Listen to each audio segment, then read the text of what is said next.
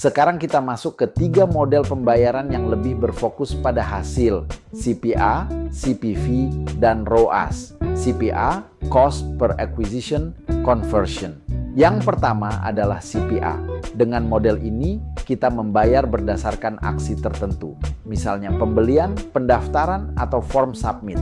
Biasanya Google mengelola ini dengan strategi otomatis bernama target CPA, sehingga sistem akan mengoptimalkan penayangan iklan agar biaya per konversi rata-ratanya sesuai target yang kita tetapkan.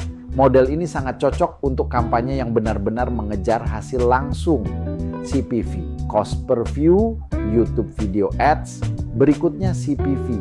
Ini khusus untuk kampanye video di YouTube. Kita dikenakan biaya ketika seseorang menonton iklan kita selama minimal 30 detik atau sampai selesai jika durasinya pendek. Model CPV sangat efektif untuk konten storytelling, edukasi, atau kampanye yang butuh penyampaian pesan kreatif karena kita hanya membayar ketika orang benar-benar menonton. ROAS, Return on Ad Spend. Dan yang terakhir adalah ROAS atau Return on Ad Spend. Dengan target ROAS, kita menentukan berapa kali lipat pendapatan yang ingin kita dapatkan dari biaya iklan. Contohnya, kalau target ROAS kita 900%, berarti setiap 1 juta rupiah biaya iklan harus menghasilkan 6 juta rupiah penjualan.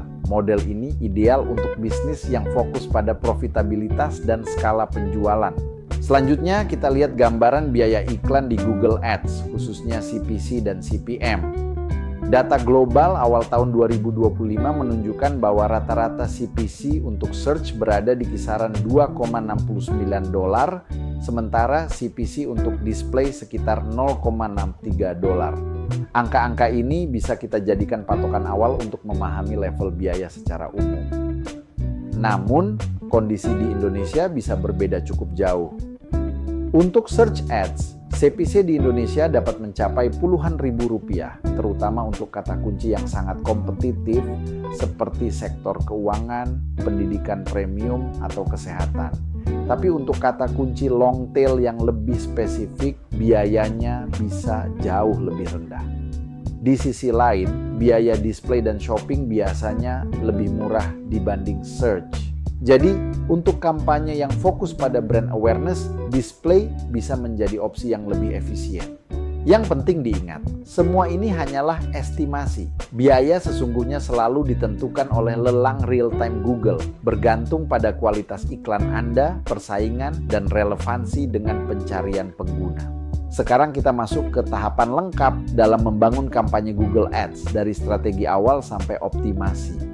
Tahap pertama adalah mendefinisikan tujuan dan KPI.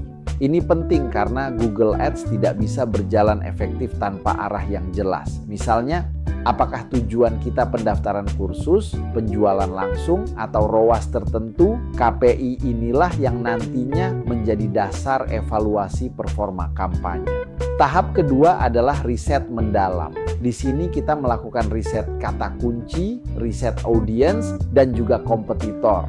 Pastikan juga landing page sudah optimal, harus cepat, relevan, dan memberikan pengalaman yang baik agar kualitas iklan dan konversinya meningkat. Tahap ketiga, kita memilih tipe kampanye. Kita sesuaikan dengan tujuan. Search cocok untuk menangkap niat tinggi, PMX untuk skala lebih luas dan otomatisasi, dan ada juga display maupun video untuk awareness. Tahap keempat adalah membangun struktur kampanye.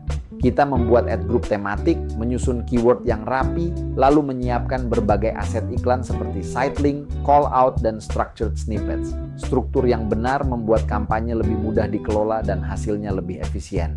Pada tahap ini kita masuk ke bagian eksekusi dan optimasi dalam Google Ads. Tahap kelima adalah bidding dan anggaran. Di sini kita mulai dengan pendekatan konservatif. Kita bisa memakai manual bidding terlebih dahulu, lalu beralih ke bidding otomatis ketika data konversi sudah cukup. Tujuannya adalah mencapai efisiensi biaya tanpa mengorbankan performa.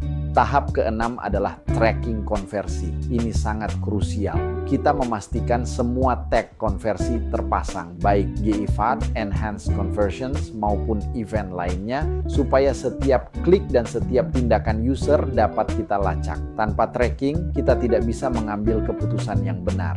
Tahap ketujuh adalah optimasi mingguan. Pada fase ini kita melakukan review query, melakukan A/B testing iklan, menyesuaikan lokasi dan jadwal tayang, serta memperbaiki quality score. Ini adalah proses rutin yang menjaga kampanye tetap sehat dan efisien. Tahap ke-8 adalah evaluasi dan skala.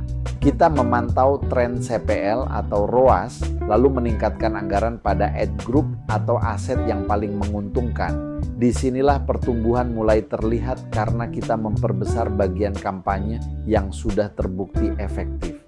Dengan mengikuti seluruh tahapan ini secara konsisten, kita bisa membangun kampanye Google Ads yang bukan hanya efektif, tetapi juga efisien dan siap untuk di-scale.